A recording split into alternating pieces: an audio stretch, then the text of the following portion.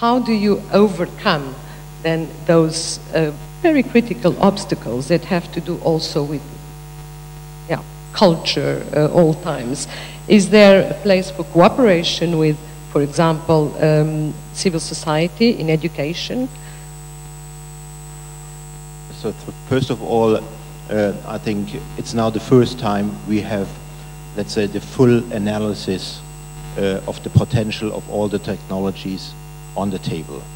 And now it's the second step, and we are now starting with that second step to discuss case by case, technology by technology, sector by sector, very individual solutions to overcome the obstacles. Because what we also learned is if we cannot overcome those low-hanging fruits and get that low-hanging fruits not implemented in a good manner, we have to focus on much more expensive measures. And I think that this is what we should avoid to the largest possible extent. In this international context, there is one point that has not been discussed, and that's trade. Is there, Paul, do you think there's a role for international trade, supporting environmental goods in international trade, having better conditions, tearing down trade barriers?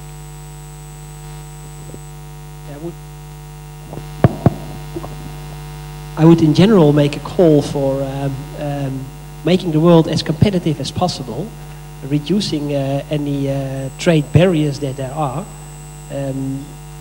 I think there is a role for the international business community to make it clear to the government what kind that if the government would be bolder in setting clear standards, in taking out inefficient products, there would automatically go a lot more investments in more energy efficient products, and the world would become better. I would say in terms of international trade,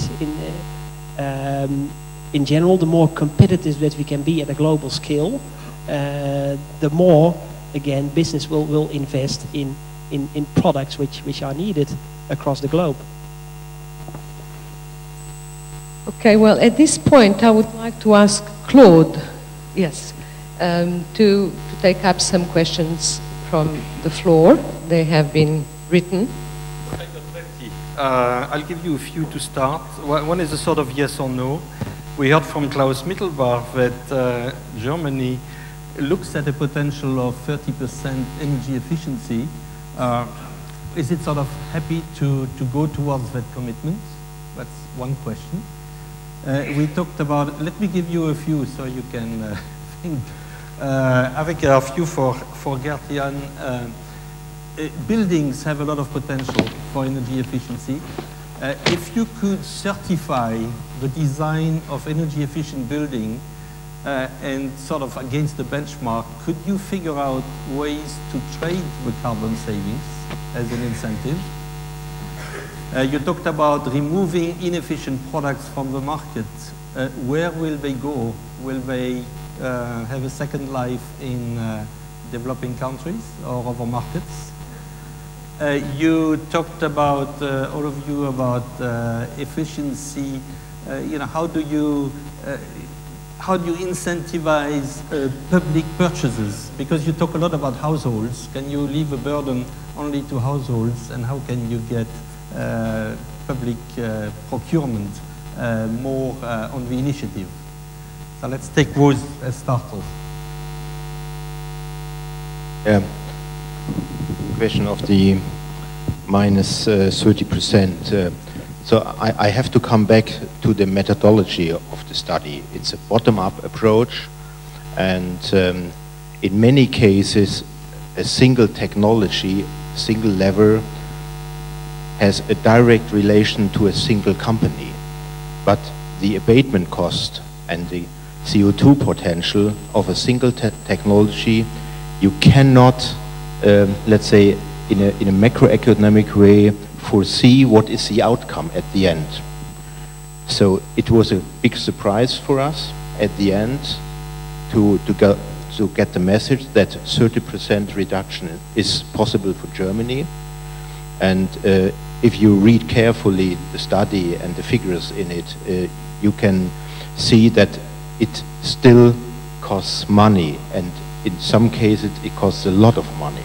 So there are low-hanging fruits, and there are technologies which can meet, let's say, the economic possibilities, but there are others that need further support to bring them into the markets in a wider case. But at the end it was a surprise, and that the 30% goal was close to, let's say, the normal goal for Europe in the case of an international framework, and that technologies can meet it, and without losing economic welfare.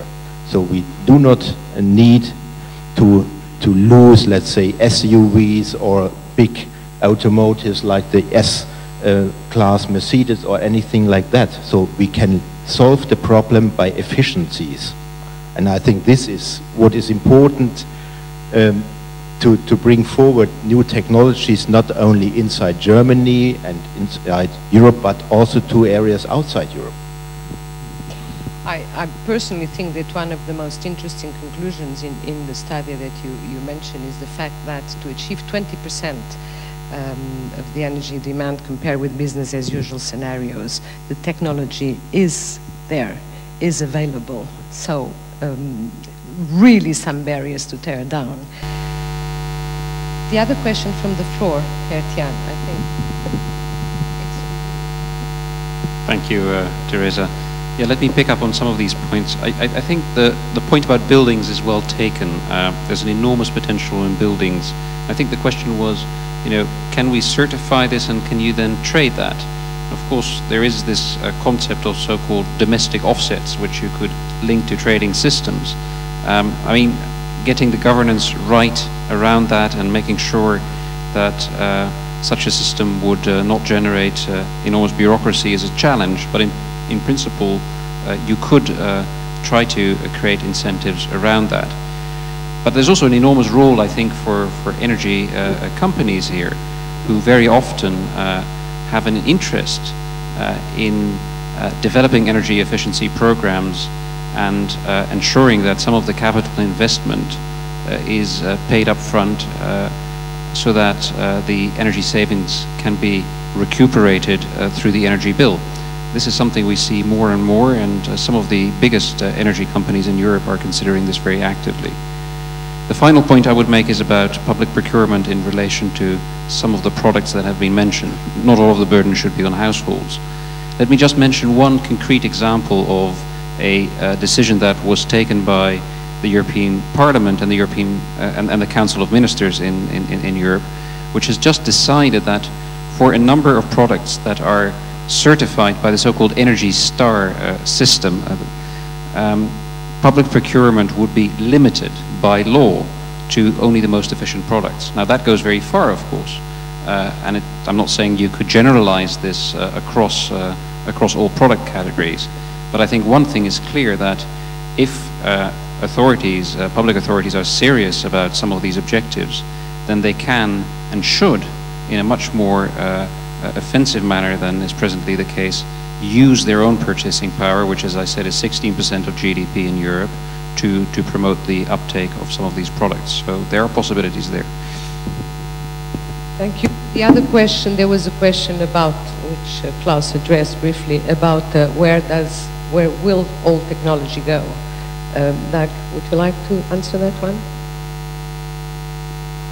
Where will what technology go? Old technology. Old technology go. Okay. I think, again, that challenge has to be fit in to a framework of policy initiatives that drive market-based behavior again.